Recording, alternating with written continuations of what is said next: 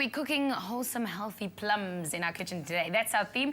And with me, none other than our Lifetime Achievement Award winner, Mr. Michael Olifi. Congratulations. Thank you. I must say, I left the awards early, and just 10 minutes after I left, he received that award. So congratulations. Thank you. All the best. Well, show us some of that lifetime achievement here with our plums. Good. Well, it's very early in the plum season at the moment.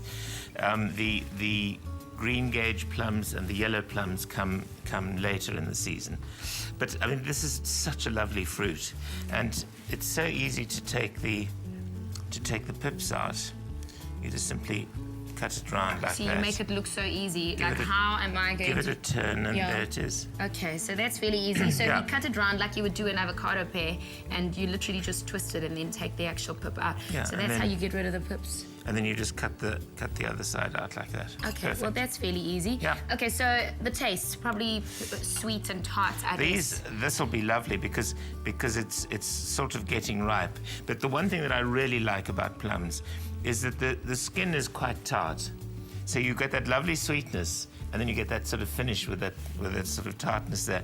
And quite often when I'm writing about wine, I talk about that plum skin. Because that's really easy to make. Like the juice you could probably use as like a plum wine. Absolutely. Okay, well, this is fairly So, easy. and here we've got two different kinds of plums. We've got some lovely plum jam there, and of course prunes. Now these are dehydrated How do plums. they get it to that point? They lay them out on mats in the sun, and they just simply dehydrate. Okay. This is a special prune. It's a tiny little round prune plum, and 90% of the prunes in the country all come from the Tilbach Valley. Oh, sweet. Yeah. Okay. And then, of course, for peeling plums, if you need to, quite easy. Just simply take one and pop it into some boiling water. How long do I leave it in there for? You leave it in there probably sort of 8 to 10 seconds. Okay. What you want to do is you want to get the heat through the skin just into the first layer of fruit, which is then going to just loosen the skin up. Okay, and then? So then what we do is, you can do the same with tomatoes, by the way. You can do the same with peaches. I see there's ice in your water, so from boiling hot to icy water. Yeah, absolutely. Just chill it down. Okay. And then we hope that the skin's going to come off easily. I just have a feeling Michael that it Olifi is. in our kitchen, we're cooking plums and first getting a lesson on how to take the pips out and also how to take the skin off. Well, that worked. Yeah, absolutely. So you could do this with tomatoes as well. 10 seconds in boiling peaches. hot water and peaches, Yeah. and then into ice cold water. Well, you keep peeling that. I'm gonna chomp this because it just reminds me of summer. Plums in our Feel Good Espresso kitchen this morning. And after the break, we're cooking with them. What are we gonna make? We're going to make plum fritters. Plum fritters. I'm Yes. so excited. From our Lifetime Achievement Award winner. I can't even say it. It just shows. It'll take me a lifetime. We'll be back after the break. By supporting the Flower Valley Conservation Trust, that's where we found goodness. Pick and Pay, always there for you. This is your Feel Good Breakfast Show Espresso on SABC3. We're cooking plums in our kitchen, and before the break we had a lesson on plums. I now know how to take the pips out and even how to remove the skin. But this time around, some fritters, Michael Olifi. Absolutely. Make me hungry. Well, we're How? going to some flour. All right. And I can feel this pan is on already, so we're going to And probably then dump obviously a them in bit oil. of salt. Yeah. Always a little bit of salt. How much just salt? A good pinch. Michael either says three-finger- a good pinch or just enough. Okay, Yeah. so some Just salt a in there. three-finger pinch, not a two-finger pinch. All right, for me, 4 fingers. Yeah. All right. Yeah. And then here we've just got some caster sugar, Cast the sugar in there. and we'll just give that a little stir together. And then here we've got some egg yolks. Lekker. We've got a shot of brandy. Really? Yes. And we've got some caster sugar. Okay. And this has got a bit of vanilla I can pod see. in. You see, and you can actually smell it, and you can see the little vanilla-y bits there. And then some iced water. How cold should the water be? Does it We'll matter? just get it out the fridge. Ah, okay. It just sort of makes things better. That's a very big mixing bowl you have there. Yep.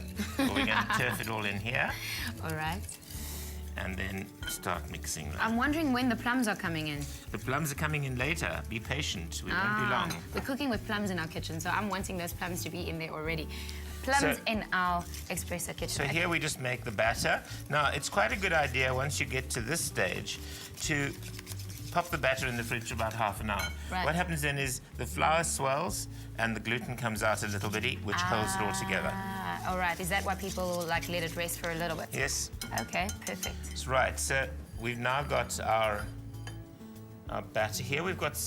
We had 3 egg yolks in there. Here are the beaten egg whites. Okay, do we fold them in? What I like to do is I like to take a little bit and just beat it in, because that just softens the mixture. Yeah. And makes it more able to accept the egg whites. Okay, good advice. So just And then the other thing that I do is I always, when I'm folding in egg whites, use a metal spoon.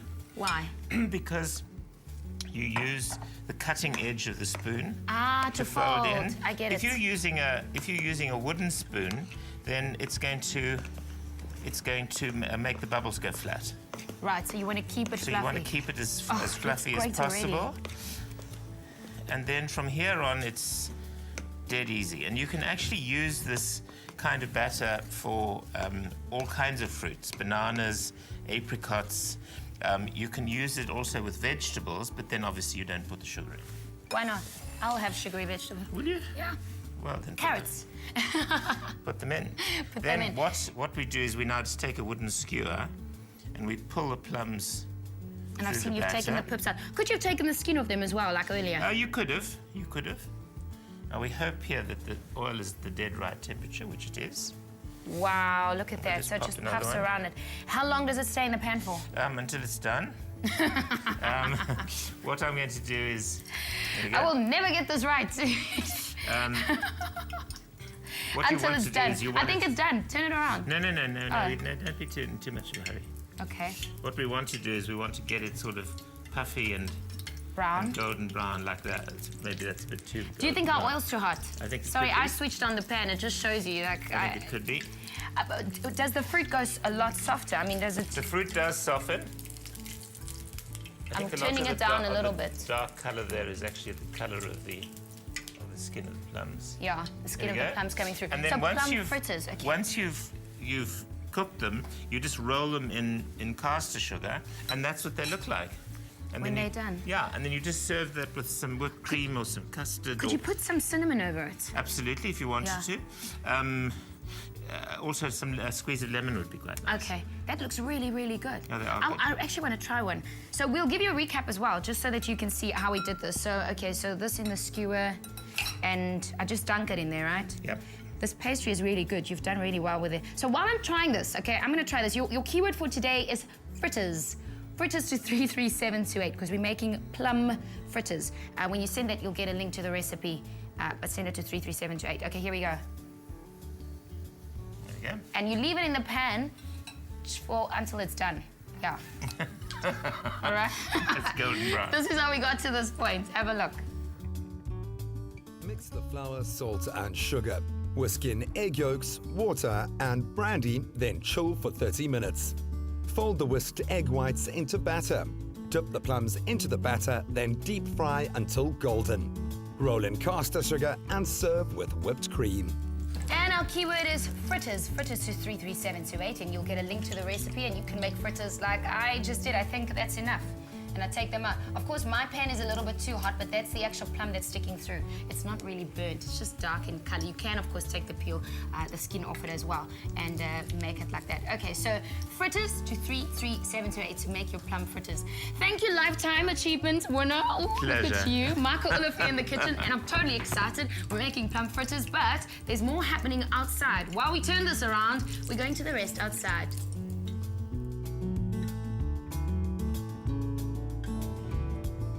It's at the All Seasons Milk Factory where we found goodness produced on a daily basis. Pick and Pay, always there for you.